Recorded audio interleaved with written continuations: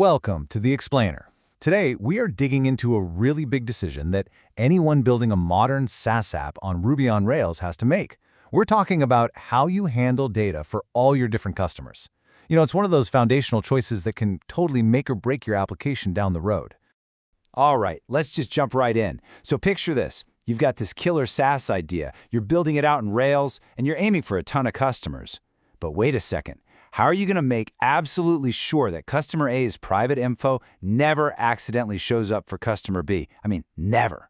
That right there, that's the foundational challenge every single SaaS architect has to answer. So this core problem, it has a name, multi-tenancy.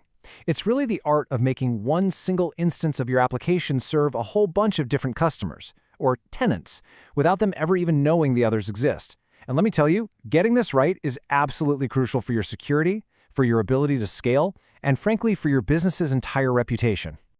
To put it simply, it's all about making one code base work for tons of different organizations, but making it feel like they each have their own private, custom-built version of your software.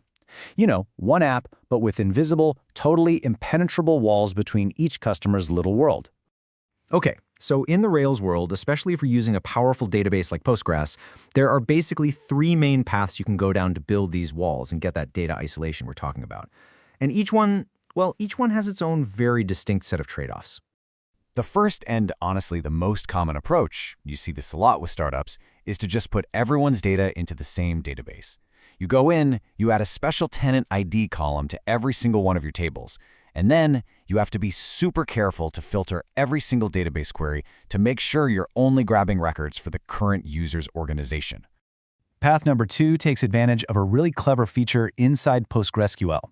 Here, you've still got one database, but inside that database, each tenant gets its own little private namespace for all of its tables. This little container is called a schema. And then there's the third path. This one offers maximum, Fort Knox level security. How? By giving every single customer their very own, completely separate, dedicated database. We're talking total isolation, but as you can probably guess, it comes with a bit more management overhead. And this table, this really lays it all out, doesn't it?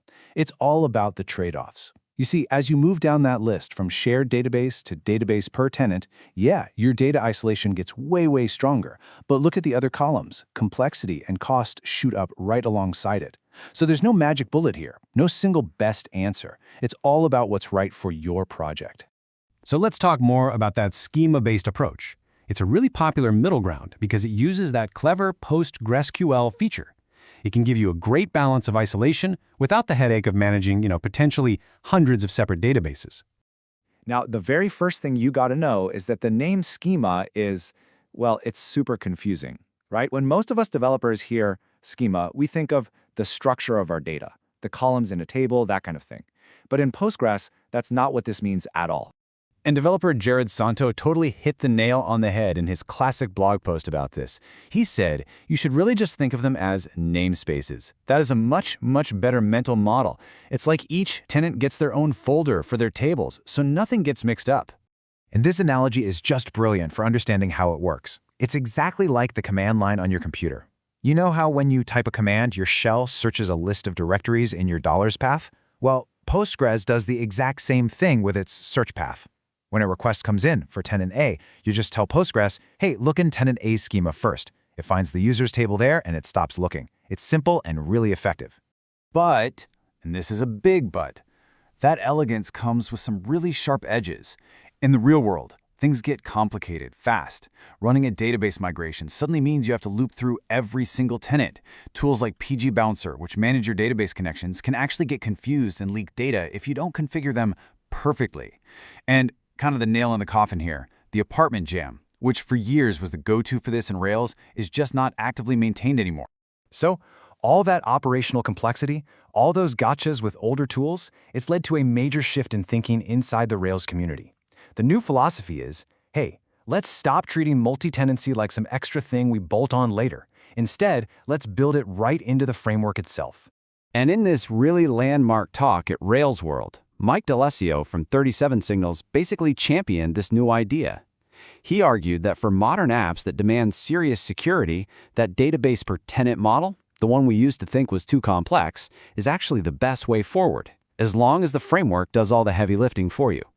And the result of that entire philosophy is this brand new gem called Active Record Tenanted.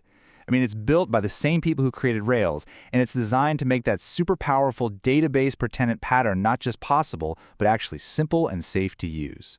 So this is the really crucial point. It's a shift in who is responsible.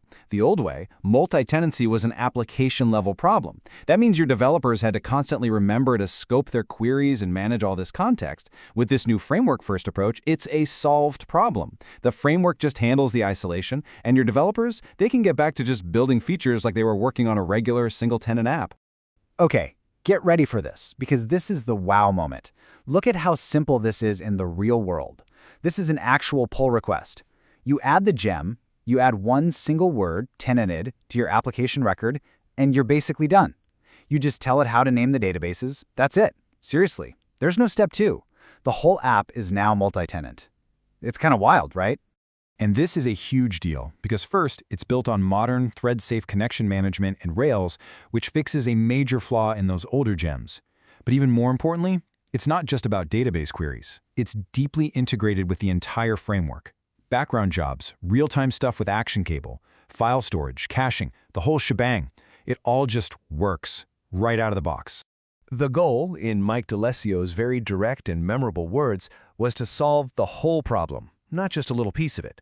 The dream was to make this super complex architectural task feel omakase easy, like a perfectly prepared chef's choice feature that's just a natural part of the framework. So there you have it. We've laid out these 3 powerful patterns: the simple shared database, the clever schema-based approach, and this robust new framework-first model. The big question is, how do you choose the right path for your app? Well, at the end of the day, there's no single winner here. If you're a startup and speed is everything, that shared database is a totally fine place to start. If you need more of a balance, schemas are an option, but you have to go in with your eyes open about the operational headaches. And if you need maximum isolation and a fantastic developer experience, then the new framework-first approach is the future, assuming you can handle the cost of a few more database instances. The most important question you can ask isn't which method is the best. It's what's right for my users, for my compliance requirements, and for my business. Your answer to that question is what's going to guide you to the right architecture. Don't over-engineer it, but for sure, don't compromise on security. This whole trend of baking these complex patterns right into the framework and doing it so elegantly, it leaves us with a final, kind of provocative thought. If multi-tenancy can be made this simple, what's next? What other really hard architectural challenges will the Rails core team solve for us, making our lives as developers even easier? It's a really exciting time to be building with Rails.